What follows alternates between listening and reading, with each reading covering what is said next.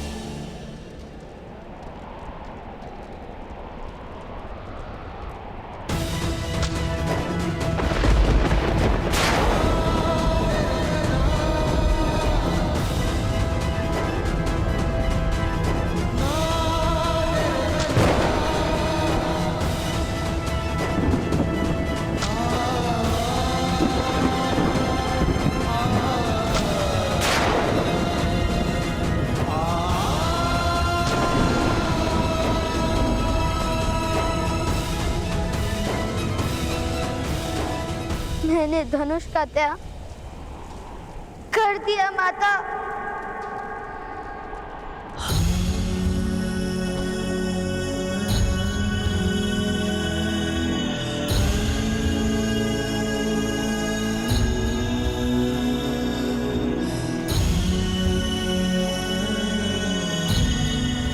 मैं आपके बिना जीवित नहीं रह सकता हूँ माता।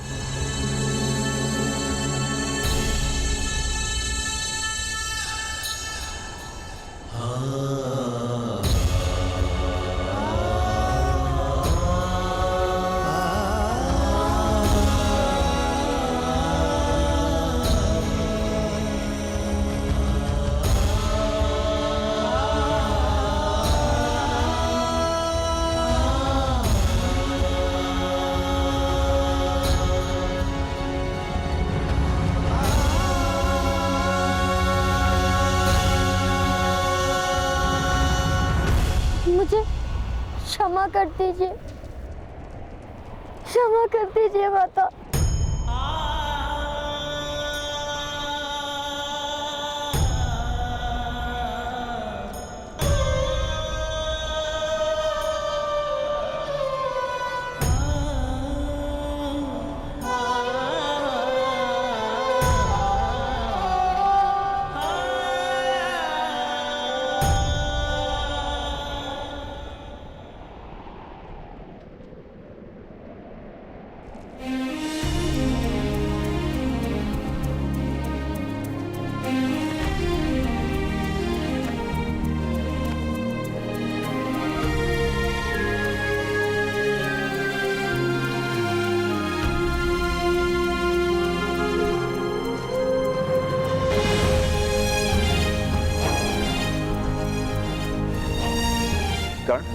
अपने ताऊ को रथ में बैठने के लिए सहायता करो। शीघ्र ही उन्हें किसी अन्य गांव के वैद्य के पास ले जाना होगा। चलिए प्रदर्शी।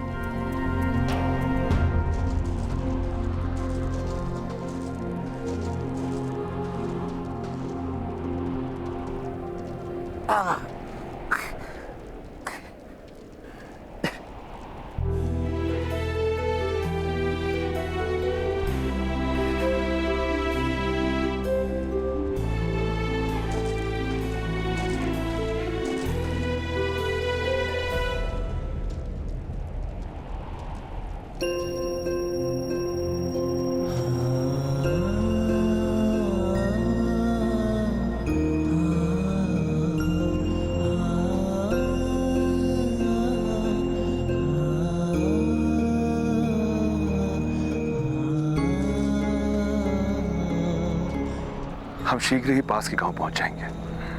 वहां आपकी चिकित्सा होगी और आपकी पीड़ा भी शांत हो जाएगी।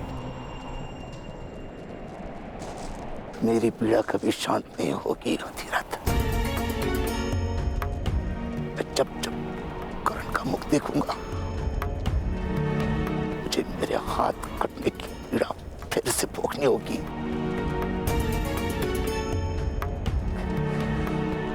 अत्यंत तो दयालु था, उसने मेरा एक ही हाथ काटा था, किंतु तुमने और तुम्हारी पत्नी ने एक बोध और निर्दोष बालक के दोनों हाथ काट दिए।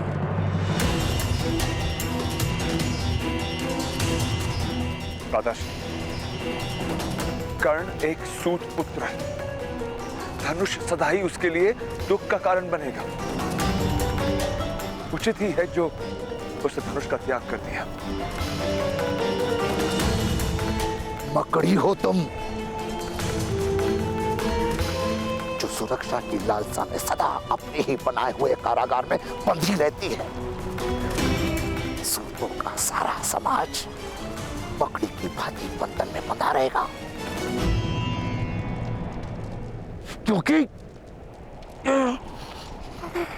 क्योंकि स्वतंत्रता के लिए जो मूल्य देना पड़ता है वो देने का साहस नहीं उनमें। एक बालक था जो सूतों को स्वतंत्रता दिला सकता था, सम्मान दिला सकता था, किंतु तुमने उसके और अपने सारे समाज के भाग्य में कारागार लिख दिया है। बहुत बड़ा अन्याय किया है तुमने अधिरथ, बहुत बड़ा अन्याय। ईश्वर ने एक सामान्य से परिवार में ऐसा सामान्य बालक को स्थान क्यों दिया अधिरथ? तुम नहीं जान पाओगे। ईश्वर के निर्माण का तात्पर्य अंधकार के भय से जो अपनी आंखें बंद रखता है, वो सूर्य का उदय नहीं देख पाता।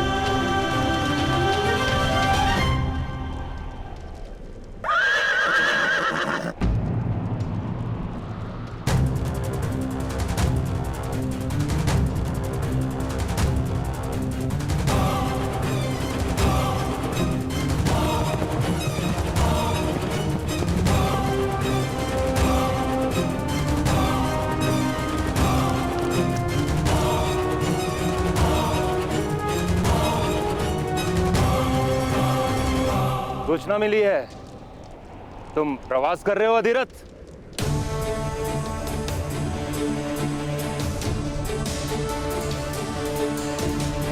जी महोदय, भ्राताश्री के घाव का उपचार करवाना आवश्यक है। आपके सामने रहकर आपका अपमान करने से उचित है कि हम यहां से चले जाएं। उत्तम विचार, किंतु प्रवास के हेतु मेरे अनुमति पत्र की आवश्यकता नहीं पड़ेगी अधिरथ।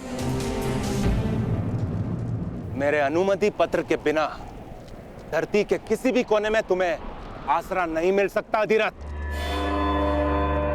आप यथार्थ कह रहे महोदय, भूलोगे मुझसे तो मांगो अनुमति पत्र।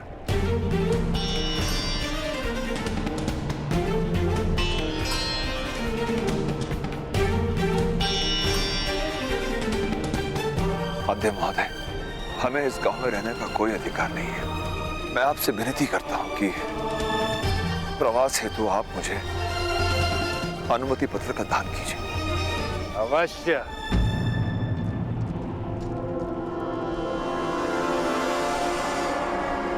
जो अनुमति मांगेगा उसे अनुमति पत्र अवश्य मिलेगा।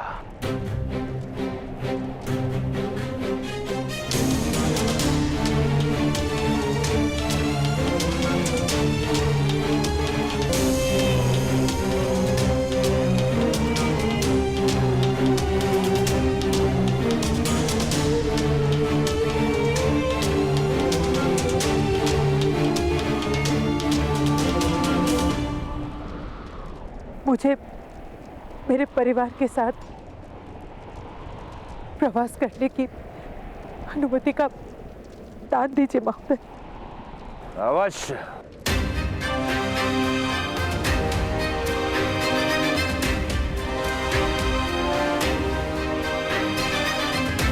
मैं इस गांव से नहीं हूं, अतिथि हूं यहाँ।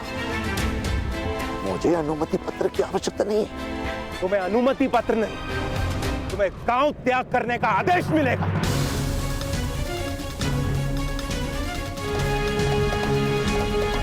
तुम बस, तुम्हें अपने माता पिता के साथ नहीं जाना।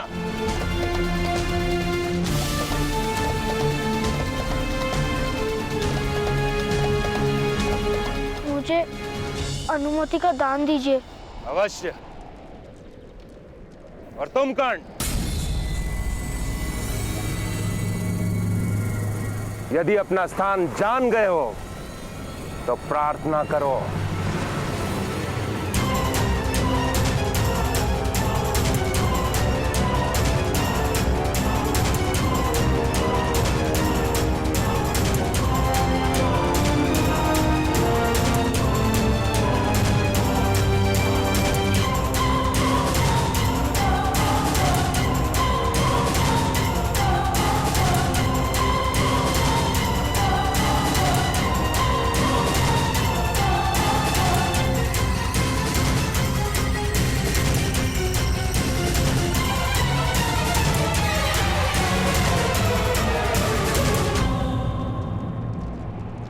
प्रार्थना चरण स्पर्श करके की जाती है, या धनुष का गर्व अभी गया नहीं।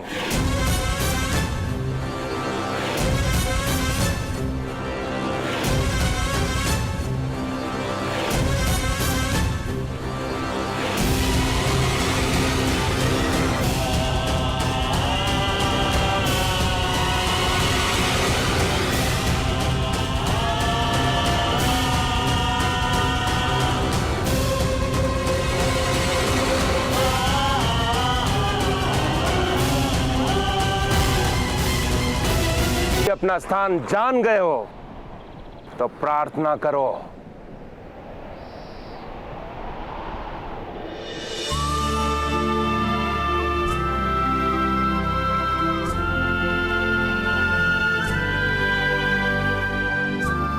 प्रार्थना चरण स्पर्श करके की जाती है, या धनुष का गर्व अभी गया नहीं।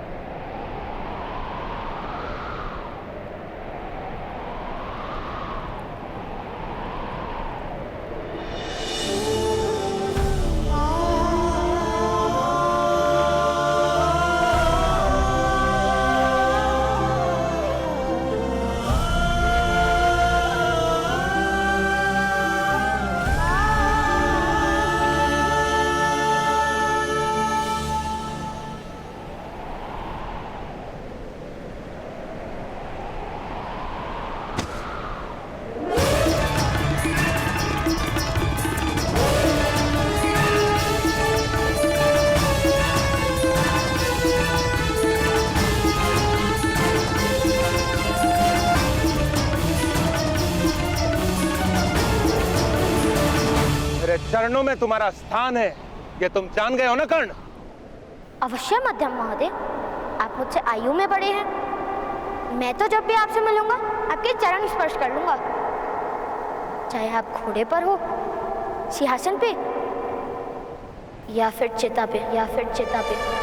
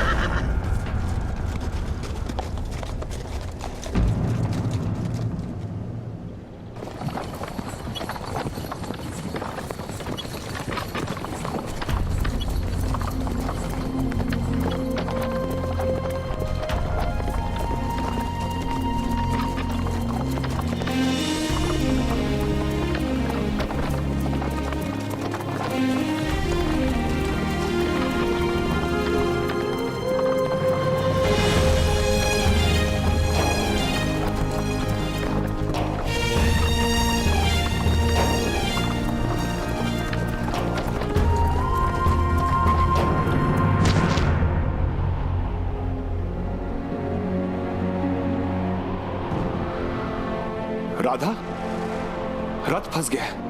हम निकालेंगे।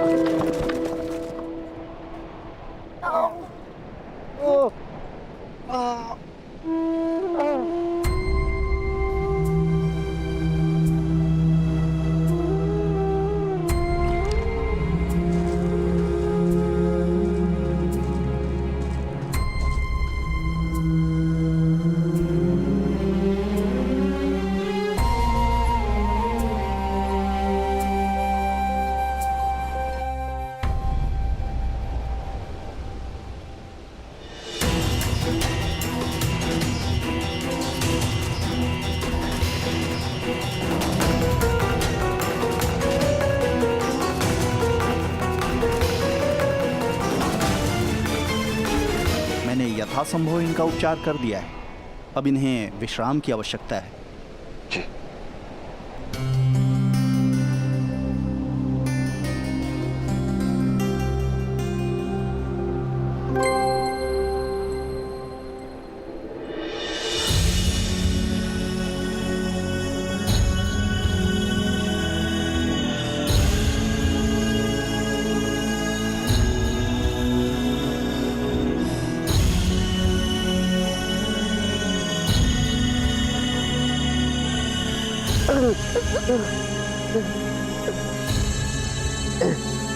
पूरे परिवार पे विपत्ति केवल मेरे कारण आई है।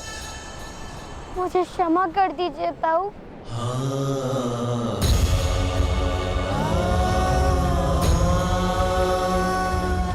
नहीं पुत्र नहीं,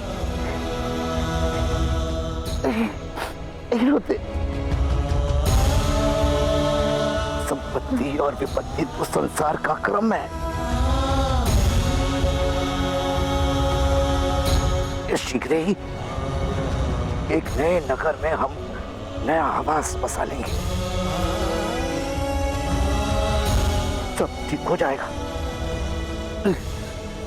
किंतु आपका हाथ तो होना नहीं आएगा ना ताऊ।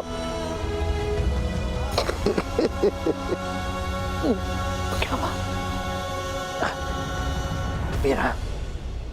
मेरे पास 5 हाथ, 5।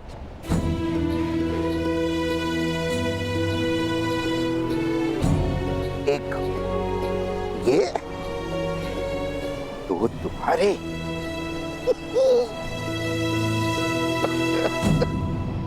और 2 शोन के।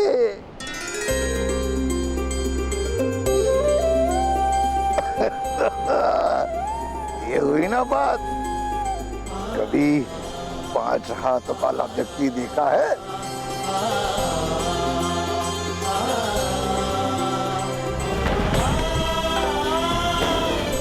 हमारे ताऊ विश्व के प्रथम व्यक्ति होंगे, इनके पास 5 हाथ होंगे।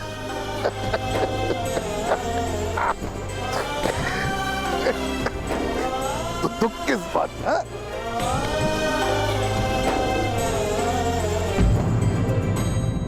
एक हाथ कट सकता है तो सारे हाथ कट सकते हैं ना। तो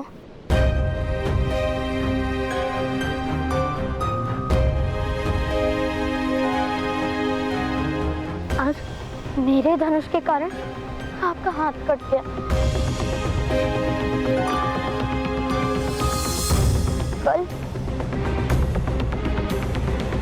कल उस घड़े को स्पर्श किया तो यदि दूसरा हाथ कट गया तो? कोई ऐसा क्यों करेगा? घड़े को स्पर्श करने के लिए किसी पर कोई बंधन नहीं,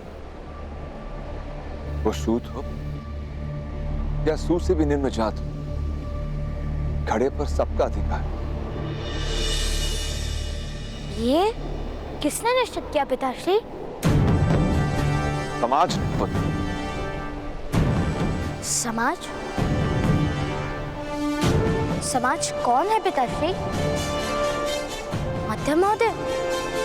नहीं पुत्र, कोई एक व्यक्ति समाज नहीं होता।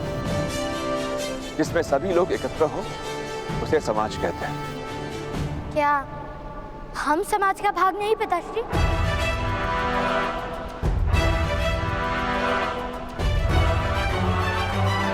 अवश्य हम समाज का ही भाग है। तो क्या ताऊ का हाथ काटने का नियम हमने ही बनाया था? पुत्र, समाज किसी भी व्यक्ति के जीवन के विषय में नियम और मर्यादा बना सकता है। तो फिर कल यदि समाज ने ऐसा निश्चित किया कि घड़े को स्पर्श नहीं कर सकते, तो हम क्या करेंगे पिताश्री?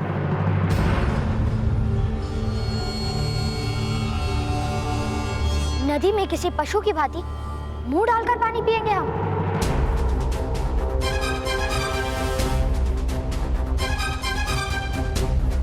उत्तर दो अपने पुत्र को अधिरथ। जल पर अधिकार हमें ईश्वर ने दिया है, और घड़े पर अधिकार हमें किसने दिया है?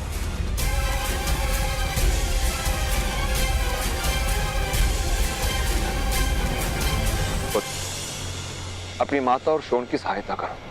हमें शीघ्र ही हस्तिनापुर की ओर प्रस्थान करना होगा। महारानी कुंती भी वहां मिलेंगी?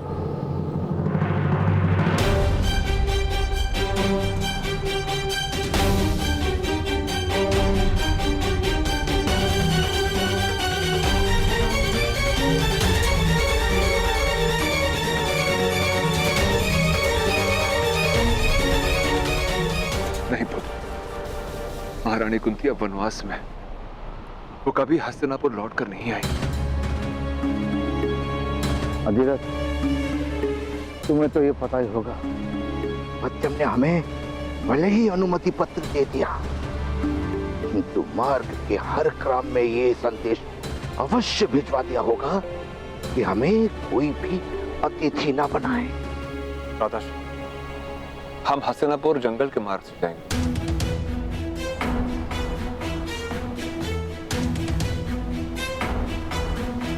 किंतु पिताश्री,